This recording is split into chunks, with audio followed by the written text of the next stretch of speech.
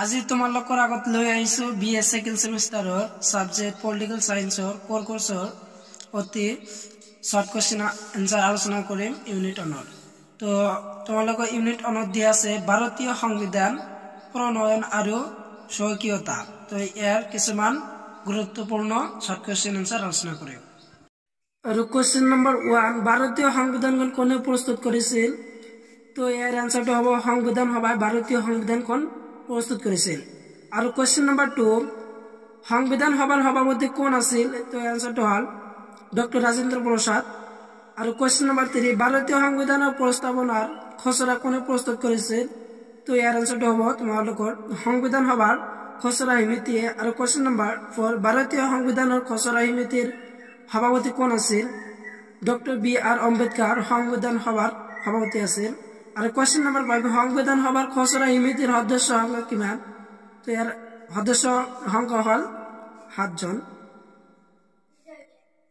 আর তার পিছত আছে তোমালোকৰ কোশ্চেন নাম্বাৰ 6 ভাৰতীয় সংবিধানখন আন কোন কোন দেশৰ সংবিধানৰ পৰা গ্ৰহণ কৰা হৈছে তো এৰ হল ব্ৰিটিশ সংবিধান, আমেৰিকা যুক্তৰাষ্ট্ৰ সংবিধান, কানাডাৰ সংবিধান আৰু আয়াৰল্যান্ডৰ সংবিধানৰ পৰা গ্ৰহণ কৰা হৈছে ভারতীয় সংবিধানখন। আর কোশ্চেন নাম্বার 7 ভারতীয় সংবিধান এখন লিখিত সংবিধান হয় না নহয় লিখা তো এর আনসারটো হল হয়। আর কোশ্চেন নাম্বার 8 ভারতীয় সংবিধানের একটা মূল গাঁথনি আছে কথাটা হসানে কথাটো হসা যে ভারতীয় সংবিধানের মূল গাঁথনি আছে। আর কোশ্চেন নাম্বার 9 ভারতীয় সংবিধান কেতিয়াৰ পৰা বলবৎ কৰা হয় তো এই কোশ্চেন তোমালোকৰ কাৰণে অতি ইম্পৰ্টেন্ট এটো ভালকৈ পঢ়ি থবা। এৰ আনসাৰটো হল 1950 চনৰ 26 জানুৱাৰীৰ পৰা ভাৰতীয় সংবিধান বলবৎ কৰা হয়। আৰু কোশ্চেন নাম্বাৰ 10 সংবিধান সভাই কেতিয়াৰ ভাৰতৰ সংবিধানখন গ্ৰহণ কৰে 1949 চনৰ 26 নৱেম্বৰত ভাৰতীয় সংবিধান সভাই গ্ৰহণ কৰে। আৰু কোশ্চেন নাম্বাৰ 11 সংবিধানৰ খসড়া কমিটিৰ অধ্যক্ষ কোন আছিল বি.আৰ. আম্বেদকৰ সংবিধান খসড়া কমিটিৰ অধ্যক্ষ আছে। আৰু কোশ্চেন নাম্বার 12 সংবিধান সভার সভাপতি কোন আছিল এর আনসারটো হল ডক্টর রাজেন্দ্র প্রসাদ। আর কোশ্চেন নাম্বার 13 ভারতীয় সংবিধানখন রচনা করতে কিমান সময়ের প্রয়োজন হয় 2 বছর 11 মাহ 18 দিনের প্রয়োজন হয় ভারতীয় সংবিধান রচনা করতে। আর কোশ্চেন নাম্বার 14 সংবিধান মতে ভারতের সরকার ব্যবস্থা কেন ধরনের তো এর আনসারটো হল গণতান্ত্রিক গণরাজ্য সংবিধান মতে ভারতের সরকার ব্যবস্থা।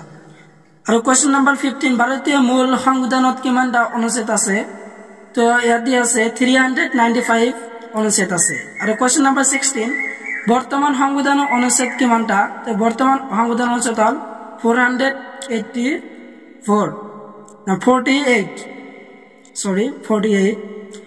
আর 17 18 সিফালে কোশ্চেন থকা 6 আৰু 5 আৰু 6 কোশ্চেন দুটা একেই তো ইয়াৰ কাৰণে ৰিপিট কৰিছে কোশ্চেনটো এটো তোমালোকে চাই লবা। আৰু কোশ্চেন নাম্বাৰ 19 ভাৰতীয় সংবিধানৰ প্ৰথমতে কি আছে তো প্ৰথমতে প্ৰস্তাৱনা আছে ভাৰতীয় সংবিধানৰ।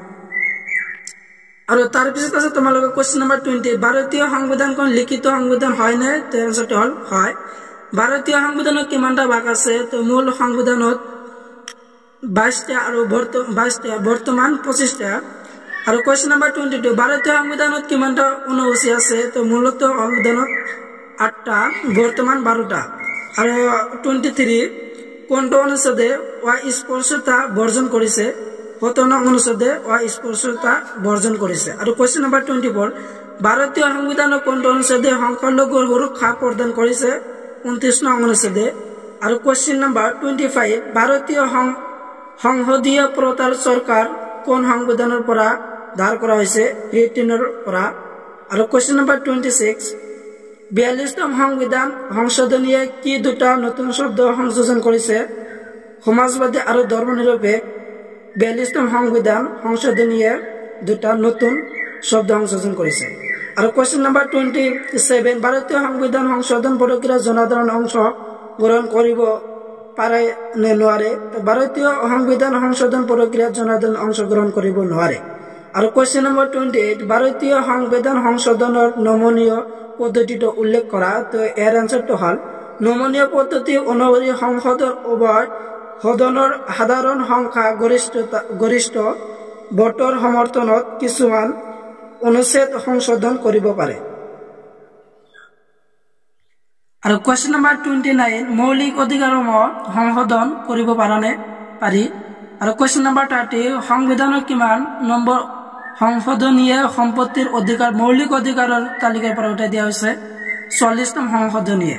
আৰু কুৱেশ্যন নম্বৰ 31 সংবিধানৰ কোনটো সংশোধনীয়ে নাগৰিকৰ বাবে মৌলিক কৰ্তব্য সংযোজন কৰিছে 42তম সংশোধনীয়ে 1976 চনত।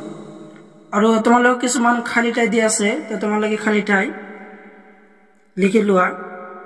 তো মই যিবিলাক কুৱেশ্যন দিলো এয়া হ'ল তোমালোকৰ মডেল কুৱেশ্যন আনচাৰ, সেকেন্ড সেমিষ্টাৰৰ মডেল আছে। তো এয়া আছিল তোমালোকৰ সেকেন্ড সেমিষ্টাৰৰ মডেলৰ শৰ্ট কুৱেশ্যন আনচাৰ।